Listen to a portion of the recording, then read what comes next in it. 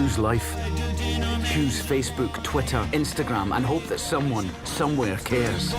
Missed you, mate. I missed you too, Spud.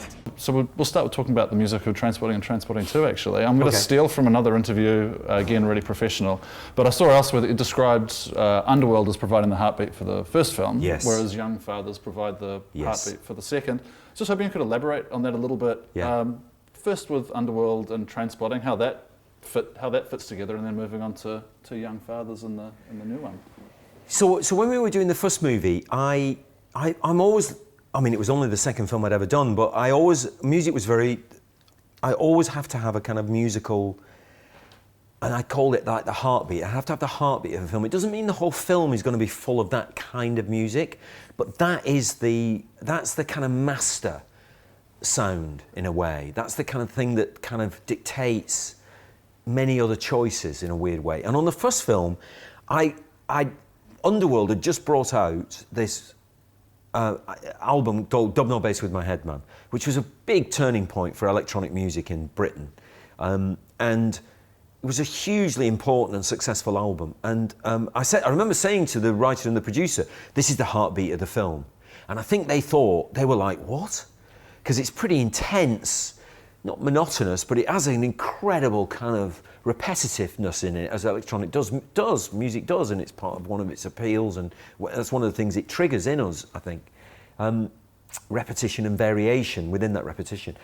Anyway, we ended up using, as I knew we would, just one track from it, Dark and Long, within the body of the film, almost as orchestrated music. And then there was this other song, which isn't on that album, but is also Underworld, Born Slippy, which became very associated with the film and has a huge impact on popular culture at the time and stuff like that. So that really worked, the modern heartbeat. So approaching the second film, I thought, I was really concerned, because as you get older, you don't have that confidence about music that is automatic then, where you just know stuff.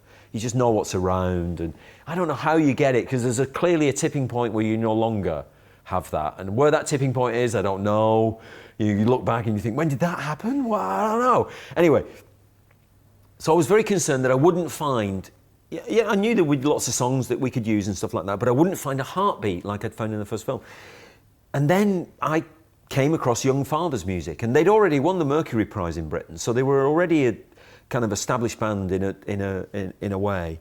But they were from Edinburgh, and they were from the same estates that Irving Welsh originally based his stories and his characters and drew his characters from. And it was amazing. So although it was a kind of very different world, it was a world of hip-hop and a kind of soulful hip-hop, it fitted the film so perfectly. And in fact, we used 3 or 4 of their songs, including a new one they wrote for us called Only God Knows.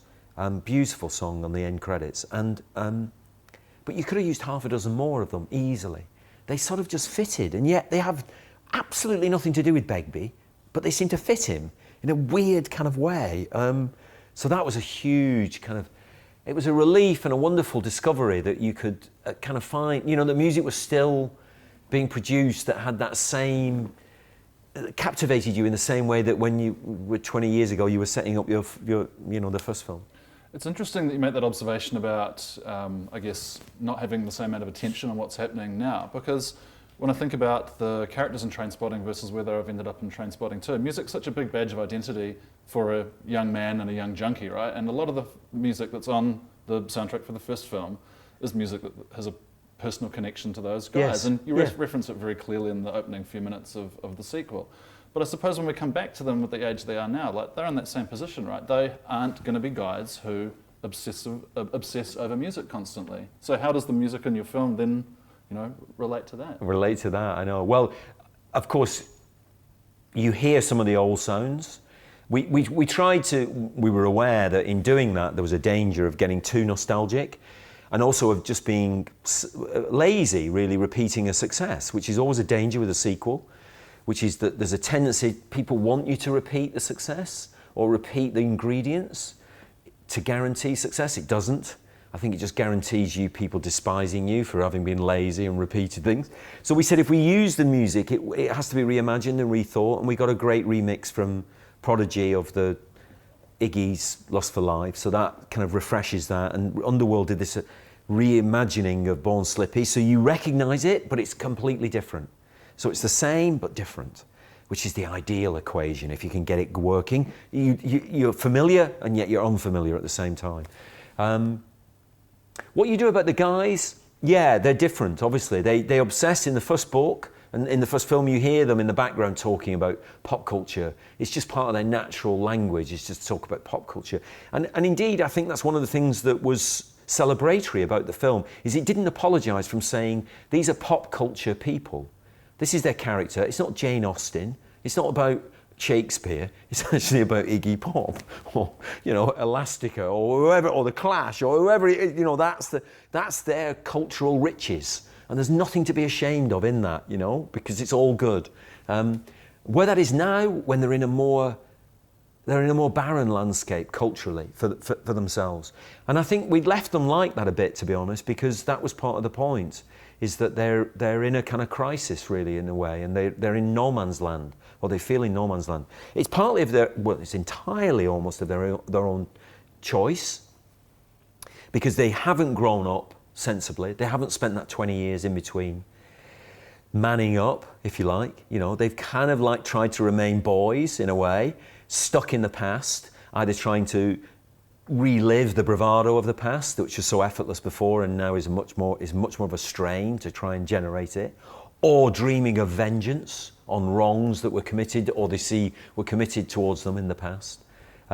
Whereas, for instance, the women in the film age much more successfully. I mean, women do generally, I think. They just measure out time much more sensibly, than blokes do. You've got all this stuff in front of you, I can see, but it's there. It's in the post. Lucky me. It's in the post for you. It's on its way. It may take a while to arrive, but it's on its way. And so that's the kind of. So yeah, you leave them a little more rudderless, really, in terms of the stuff that they can rely on.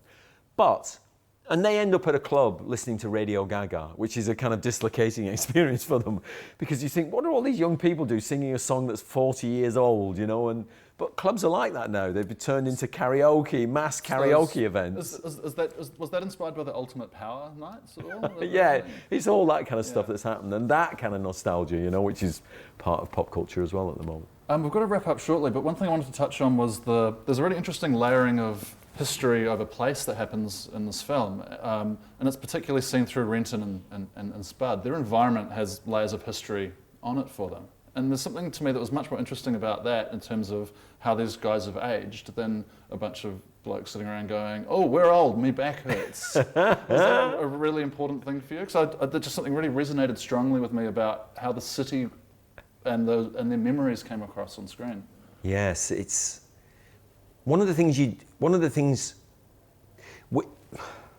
So we fought for a long time not to call this Trainspotting, and it was a deliberate false fight, in the sense that we knew it would have to bear that name at some point, because just the realities of film distribution around the world mean that you've got to have that in the title at some point. And in fact, if you don't put it in the title, you'll turn up in New Zealand and realise it's on the poster anyway, because the individual distributors have got a big, they've got a lot of work to do to get people to come and see it, And we all go, why didn't you just call it Trainspotting too? And everybody's like, why do you just go? Times. But we had this kind of battle where we're like, we're not making a sequel, because that'll just induce a laziness in us and in everyone around us. That's the laziness you've got to be careful of, because it just makes you rely on the past too much.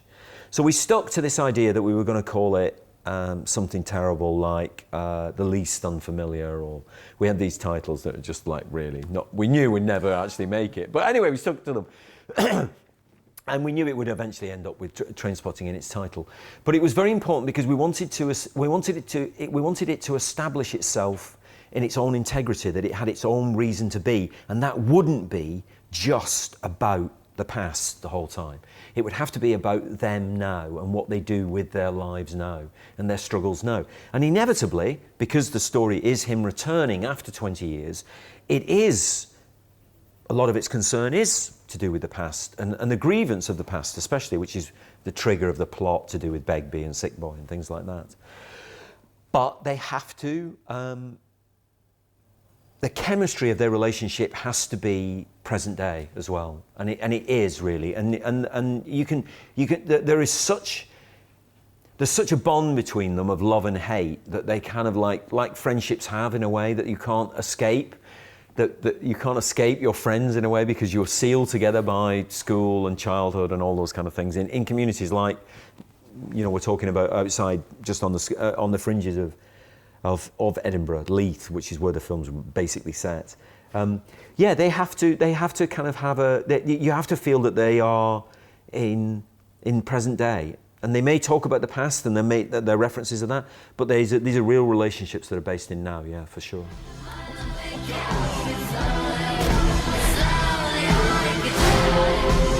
She's